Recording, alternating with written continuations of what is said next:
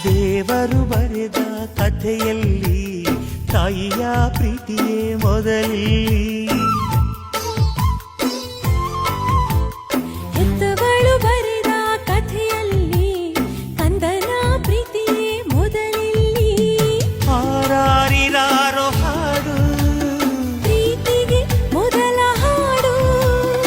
ಅಮ್ಮ ಅನ್ನೋ ಮಾತು ಪ್ರೀತಿಗೆ ಮೊದಲ.